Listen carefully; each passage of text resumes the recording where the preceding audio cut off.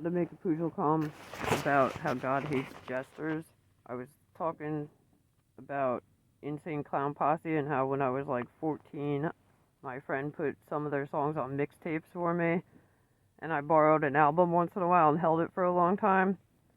But I grew away from the Insane Clown Posse pretty quick. But the thing is, if you looked at it as like ridiculous and took it like lightly or something, whatever, blah blah blah. But I was saying how it draws another type of people to that crowd, and like it's like I don't even know what's up with them. Stay away from them. Dangerous, so dangerous. The whole entire crew so dangerous. Deadly, deadly. They're murderers. Maybe. But if they're not, I was saying, and they're right before the line and they don't cross that line and they're not like total whack job sickos, because I'm telling you, some whack job sickos might like that music. But then other people are like, yeah, well, okay, haha, whatever. You know, they might say, well, whatever, I'm not going to hate on you people. But some of it might be funny. But the murderers, you know. And in the Bible somewhere it says God hates jesters and evil fools. So it's like evil jesters, like the satanic jestering thing is what I was saying, has been going on for only God knows how long.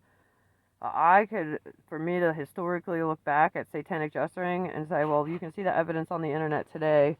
These satanic jester, like satanic Masonic occult cults or something, like the Masons, like, had been, like, Illuminati in Italy, there was Illuminati in Bavaria, there was something up in, with Emperor Frederick, there was some tie to, like, the north, or, like, Russia.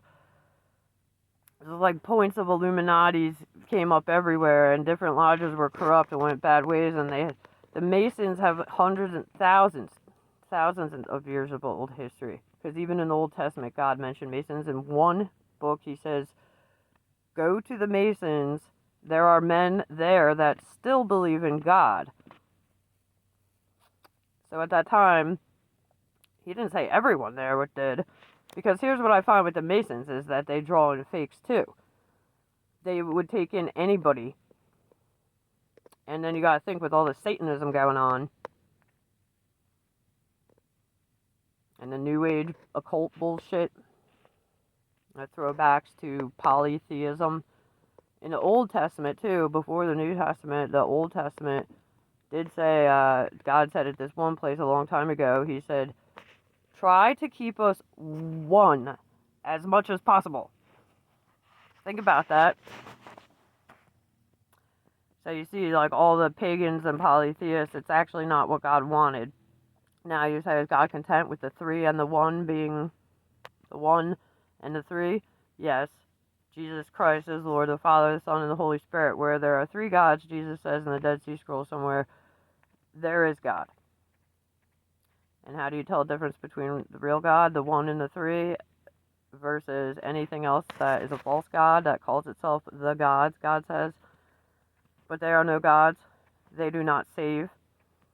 He says, I am the God that saves. So you know the difference over time. Look back at the last 10, 20, 30 years. What is God and what isn't? And what might some of our enemies, he said, they call themselves gods. They think they're gods. He says they think they're gods. They think they're gods. They think there's nothing higher than their power. But they're not God. And they don't even, it's like, again, that thing of they're playing checkers, God's playing chess. It's like two different platforms, and there's a whole platform. They have no idea about that type of power. But they think that they're gods. So they call themselves the gods. Yet they are no gods. They do not save. At one time, these people got in trouble because they were worshiping these fake-ass gods. And then when they got in trouble and went into some type of situation, they were calling on their gods, and they needed help. And an angel or somebody a messenger came to God and said something in commenting on watching, like, and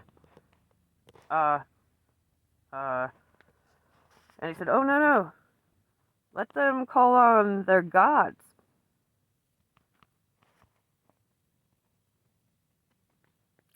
Whereas if whatever horrible situation they must have been in, if they had called on the real God, he would have pretty much, I bet you he probably would have intervened and saved them right there. But because they called on false gods, he was teaching them a lesson, just let them keep going until they realized to call on me. And I would think that's like what would happen eventually. That's why it says, like, in the end, everybody admits to Christ.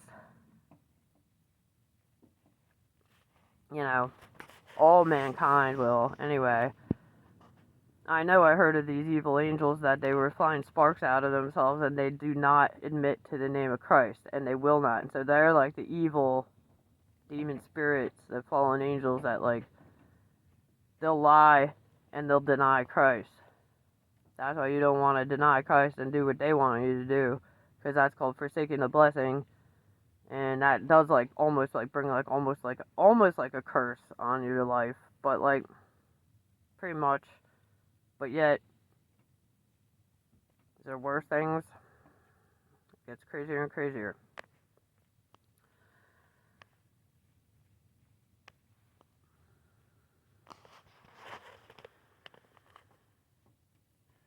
Trump. No man, no woman, no commie can stump him. That shit's hilarious.